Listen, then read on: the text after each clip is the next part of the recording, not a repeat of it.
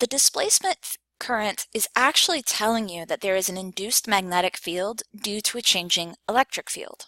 So briefly, let's go back and review a situation in which we get an induced electric field. So a solenoid is a device that gives you a uniform magnetic field. And if we have an increasing solenoid current, that means that your magnetic field is going to be increasing with time. Once you have a changing magnetic field, that gives you an electric field, your induced electric field. And what we said was that if you imagine this region of uniform magnetic field, and notice that in this case it would all be into the page, that your induced electric field then is circles. How you get whether those circles are clockwise or counterclockwise is by imagining dropping a wire in and going back to Lenz's law.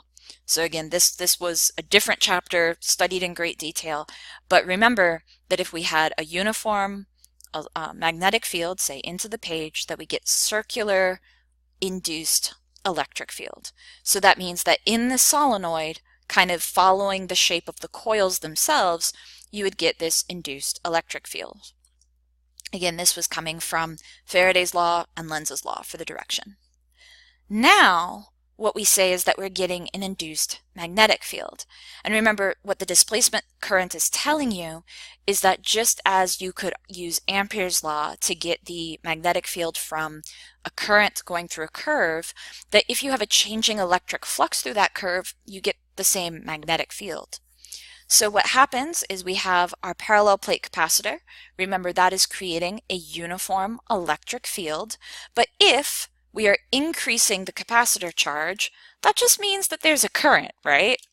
This can be a steady current, right? I can be constant, but this means that we're increasing Q, and that means that we're increasing E.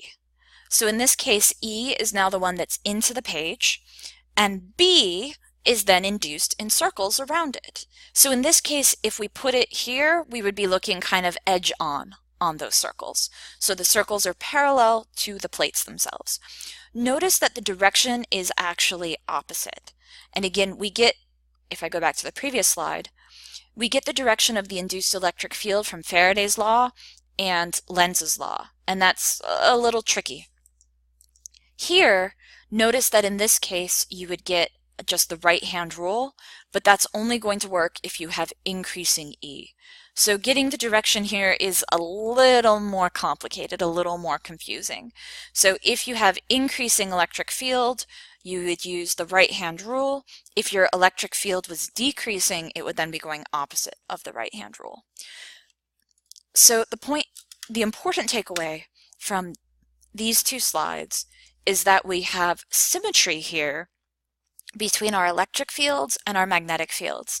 A parallel plate capacitor creates a uniform electric field. If you are increasing or decreasing that electric field in time, you induce a magnetic field. If, on the other hand, you have a solenoid, that creates a uniform magnetic field. If you are increasing or decreasing that magnetic field, you induce an electric field.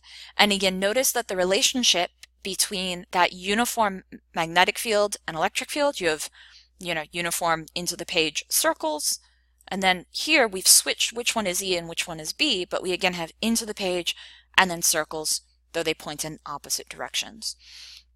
So induced fields are kind of confusing. Again, we can kind of show mathematically that they must exist, and we can, do some experiments to show that they're there, but on the whole, it's not something that is just going to make a lot of conceptual sense to you. However, part of why these induced fields are really important is that we then move forwards and realize that we can get electromagnetic waves. So that will be the next series of videos.